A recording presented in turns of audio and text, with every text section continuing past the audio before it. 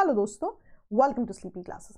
चलिए quickly few minute series की शुरुआत करते हैं। रिसेंटली द हिंदू में एक आर्टिकल आया था जहां पे एक स्टडी की बात की गई है, जहां कहा जा रहा है कि वर्ल्ड ओशंस जो हैं वार्मेस्ट ऑन रिकॉर्ड है इन 2022। तो दो चीजें हमें पता होनी चाहिए। पहले तो हमें पूरा का पूरा कॉन्सेप्ट पता होना चाहिए कि किस तरह से अगर ओशन वार्म भी हो रहे हैं तो उनका इंपैक्ट क्या है, क्योंकि एप्लीकेशन इनकी मेंस में आ सकती है।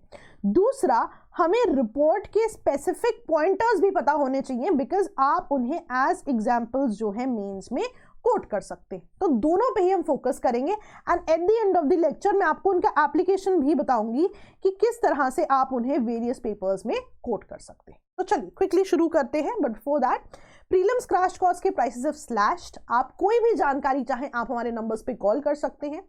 और ना बहुत ही अच्छा फीचर जो इस कोर्स का है, बहुत ही एप्लीकेशन ओरिएंटेड कोर्स है। देखिए किताबें मार्केट में बहुत है और बहुत बार पढ़ के बहुत बार रिवाइज कर लेते हैं, बट यदि आप सवाल को समझ के सॉल्व नहीं कर पा रहे, वहां पे दिक्कत है। तो ये पूरा कोर्स इस तरह से है, लाइव कोर्स है, सो दैट आप कॉन्सेप्ट के साथ प्रीवियस क्वेश्चंस भी बहुत अच्छे से सॉल्व कर पाए और तब तक आपके सवाल जो हैं आंसर होते हैं, जब तक हर एक बच्चे के डाउट क्लियर नहीं हो जाते। That's the beauty of live classes. तो आप जरूर इस कोर्स से जुड़े और आई कैन अश्योर यू कि बहुत ही अच्छी जो है एक सोर्स रहेगा ये आपका कोर्स, और बिल्कुल ही वन ऑफ द लेट्स से एक होलिस्टिक सोल्यूशन रहेगा प्री में आपका स्कोर मैक्सिमाइज करने के लिए। तो चलिए बात करते हैं टॉपिक की। जितनी भी आप देखते हैं दुनिया में बहुत ज़्यादा ग्रीन हाउस गैस एमिशंस हो रहे हैं, तो जो भी एक्सेस हीट है दुनिया में आप देखेंगे मोर देन 90% ऑफ इट कहाँ जाती है, आपकी ओशंस में डिपॉजिट हो जाती है। यानी कि जितना ग्रीन हाउस गैस एमिशन बढ़ेगा उतना ही ओशंस जो है हीट को एब्जॉर्ब करेंगे। इसीलिए देखा गया है कि for the 4th year in a row world के ओशंस जो हैं एक्सट्रीम हीटिंग जो है रिकॉर्ड कर रहे हैं। अब जब भी हम हीटिंग की बात करते हैं, हम बेसिक से शुरू करेंगे। हम स्टडी पे पहुंचेंगे लेकिन हम बेसिक से शुरू करेंगे।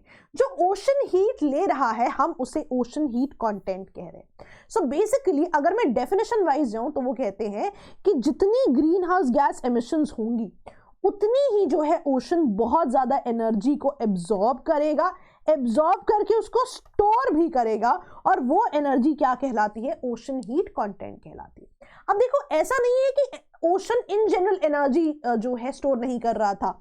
इन जनरल भी अगर आप देखें जो भी हीट एक्यूमुलेट हो रही है उसका कुछ पार्ट ओशंस में जा रहा है, लेकिन ड्यू टू क्लाइमेट चेंज ये क्या हो रहा है, due to greenhouse gas emissions ये क्या हो रहा है, ये बहुत ज्यादा बढ़ रहा है। टेक्निकलिटीज मेंस में ध्यान से लिखने, मेंस में आप डायरेक्टली लिख देंगे कि due to greenhouse gas emissions हो रहा है, गलत पॉइंट। आपने लिखना है जनरली भी होता है, अब क्योंकि हीटिंग बढ़ गई है ये और ज्यादा बढ़ गया है। अब ओशन हीट कंटेंट जो है ना क्लाइमेट चेंज का बहुत ही बढ़िया इंडिकेटर है। Let's understand what happens.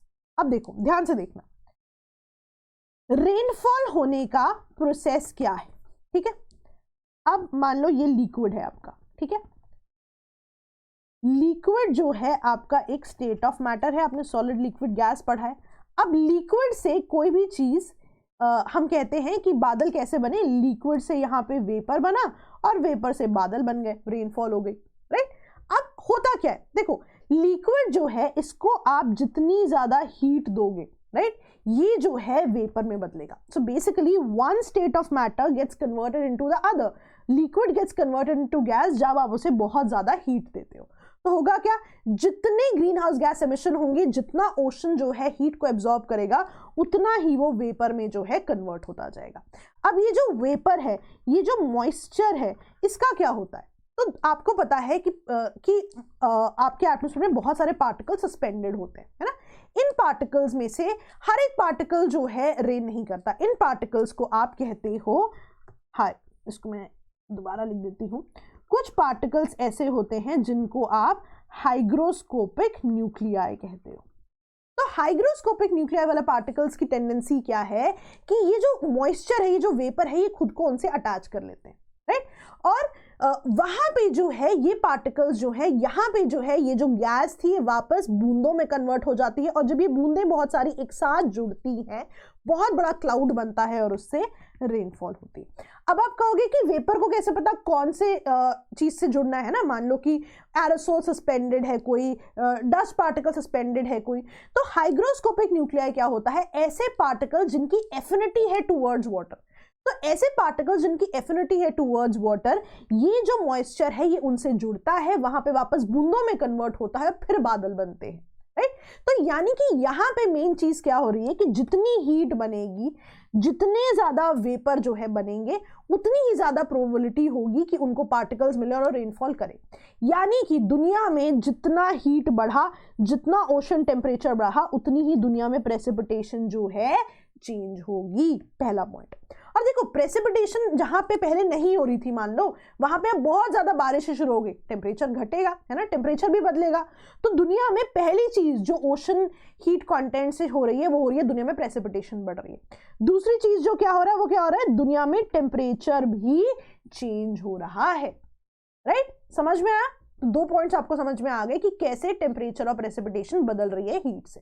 अब दूसरी चीज समझते हैं।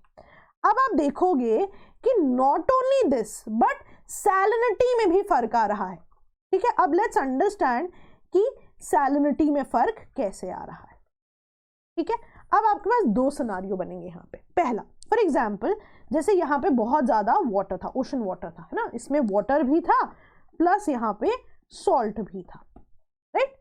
अब होगा क्या कि बहुत ही ज्यादा हीटिंग हो चुकी है, ओशन में बहुत ज्यादा हीट है, तो क्या होगा, मेजॉरिटी वाटर इवेपोरेट हो गया। वाटर इवेपोरेट हो गया तो पीछे क्या बच गया, सॉल्ट। वाटर हीट से इवेपोरेट हो गया, मॉइस्चर बन गया, पीछे सॉल्ट बहुत बच गया, यानी कि उस जगह की सैलिनिटी क्या हो जाएगी, इंक्रीज हो जाएगी। ये पहला सिनारियो बनेगा। दूसरा सिनारियो बनेगा रेनफॉल का, जहां पर भी मान लो पानी था और सॉल्ट था, राइट। अब बहुत ज्यादा रेनफॉल हो गई, पानी बहुत ज्यादा बढ़ गया, यानी कि वहां पे सैलिनिटी क्या हो गई, बहुत ज्यादा डिक्रीज हो गई। तो आप देखो दोनों स्टेप से सैलिनिटी में चेंज आया, हीट हुई, पानी इवेपोरेट हुआ, सैलिनिटी बढ़ गई। मान लो रेनफॉल बहुत हुई तो भी सैलिनिटी क्या हो गई, डिक्रीज हो गई, क्योंकि पानी वहां ऐड हो गया बहुत ज्यादा। यानी कि तीसरा जो एक इशू आएगा वो आएगा चेंजेस इन सैलिनिटी। ये भी बहुत ज्यादा जो है एक इशू आएगा जब भी आपका ग्लोबल हीट कंटेंट जो है बढ़ेगा, एंड ड्यू टू सैलिनिटी बहुत इंपॉर्टेंट चेंज आएगा, राइट। वाटर की जो मिक्सिंग है उसमें प्रॉब्लम आएगी। कैसे, देखो सॉल्ट वाटर बीइंग डेंसर हमेशा ही सिंक करेगा, जहां पर भी वाटर सिंक करेगा वहां पे वॉइड क्रिएट हो जाएगा, उस वॉइड को भरने के लिए कहीं और से पानी आएगा। अब यहां से पानी आया, यहां वॉइड क्रिएट हो गया, इस वॉइड को भरने के लिए नीचे से पानी आया, राइट। तो ये पूरी सिचुएशन क्यों हुई, बिकॉज सैलिनिटी जहां ज्यादा थी वहां पानी सिंक हुआ। अब मान लो सैलिनिटी में भी चेंजेस आने लग गए तो ये जो सर्कल है वाटर मिक्सिंग का ये डिस्टर्ब हो जाएगा। तो ये चौथी चीज है जिसमें चेंज होंगे, और इस पूरी सर्कुलेशन से जो भी हीट का एक्सचेंज या गैसेस का एक्सचेंज होता है उसमें भी बदलाव आएगा। तो डायरेक्ट क्वेश्चन आपको प्री और मेंस में आ सकता है कि how does rising ocean heat cause climate crisis. तो आप लिखिए कि क्या 5 चेंजेस जो हैं आ सकते हैं, ठीक है। चलिए, तो कॉन्सेप्ट हो गया, स्टडी देख लेते हैं उसकी फाइंडिंग्स क्या है। पहली चीज वो कह रहे हैं अगर हम कंपेयर करते हैं 2022 को इस पर्टिकुलर साल से, तो वार्मिंग बहुत बढ़ गई है। और आप पॉइंट्स याद रखेंगे, अटलांटिक ओशन और सदर्न ओशन में तो बहुत ज्यादा फास्ट रेट पे बात हो रही है। और वो ये भी कहते हैं स्टडी में कि जैसे जैसे हीटिंग होगी इन डिफरेंट वाटर बॉडीज, आप देखोगे हीट वेव्स और ड्रॉट्स भी बढ़ेंगे। तो वाटर बॉडी का आप नाम जरूर याद रखें। यहाँ पे आपको स्टडी कोट करनी है और स्टडी के एग्जैक्ट पॉइंट कोट करने, ऐसे में लिख सकते हैं, क्लाइमेट चेंज क्राइसिस पे भी आप इसको कोट कर सकते हैं। नेक्स्ट आप देखेंगे जो बहुत इंपॉर्टेंट पॉइंट ये यहाँ पे बोल रहे हैं कि कुछ ओशंस में आप देखेंगे फ्रेशनिंग ऑफ वाटर होगा, कुछ ओशंस जो है ज्यादा सलाइन होते जाएंगे। अब इसके लिए आप अपनी पिछली कंडीशन पे आइए। सलाइन कौन से ओशंस होंगे, सैलिनिटी कौन से ओशन की बढ़ेगी, जहां पे वाटर बहुत ही ज्यादा हीट होता जा रहा है। और फ्रेश वाटर किसमें बढ़ेगा, जहां पे बहुत ज्यादा रेनफॉल हो रही है, राइट तो वही चीजें यहाँ पे कह रहा है कि फ्रेशनिंग ऑफ वाटर कहाँ होगा, जहां बहुत ज्यादा रेनफॉल होगी। आप देखोगे, याद रखना आपने, पैसिफिक और ईस्टर्न इंडियन ओशन में हो रहा है। और सलाइन कहाँ होगा, जहां हीटिंग होगी, इवेपोरेशन होगा। आप देखोगे मेडिटेरेनियन सी, वेस्ट इंडियन ओशन में ये चीज आ रही है। सिमिलरली वो ये भी कह रहे हैं कि इक्वेटोरियल रीजन्स में भी हीट जो है बढ़ती जा रही है।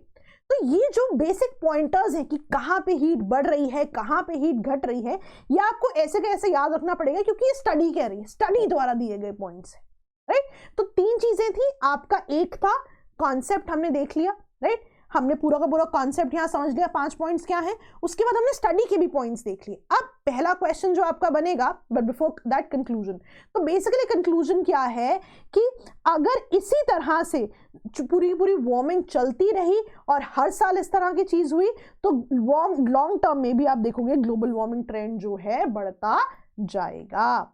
Now coming to the third part, आपका प्री में तो डायरेक्ट क्वेश्चन आ सकता है कि ओशन हीटिंग से क्लाइमेट क्राइसिस कैसे हो रहा है, और आप देखोगे मेंस में भी एक क्वेश्चन आएगा। जब ऐसे की बात करोगे, कभी भी क्लाइमेट चेंज से रिलेटेड कोई क्वेश्चन आ गया, आप जरूर उस चीज को लिखिए। आप GS1 में देखेंगे, ज्योग्राफी एक बहुत इंपॉर्टेंट कंपोनेंट है, वहां पे ओशनोग्राफी एक इंपॉर्टेंट कंपोनेंट है, डायरेक्ट क्वेश्चन आ सकता है।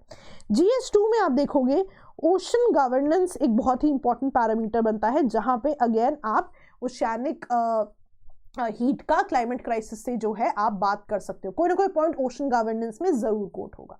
सिमिलरली GS3 में आप देखोगे एनवायरनमेंट में again climate change is an important topic, वहां पे आप इसे कोट कर सकते हो। प्लस GS4 में आप देखोगे एनवायरमेंटल एथिक्स भी एक इंपॉर्टेंट कंपोनेंट है, तो वहां पे भी आप देखोगे आप इसको एज एग्जाम्पल कहीं ना कहीं किसी ना किसी आंसर में जरूर कोट करोगे।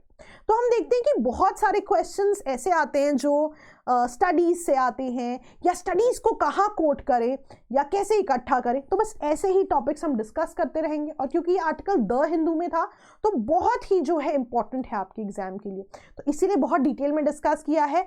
आई होप हमने कुछ नया सीखा है। बस इसी तरह की चीज़ें जो हैं अपने कोर्सेज में, यूट्यूब पे, सब जगह हम करने की कोशिश करते हैं। तो जुड़े रहिए और कुछ नया सीखते रहेंगे। ऑल द बेस्ट दोस्तों, बाय बाय।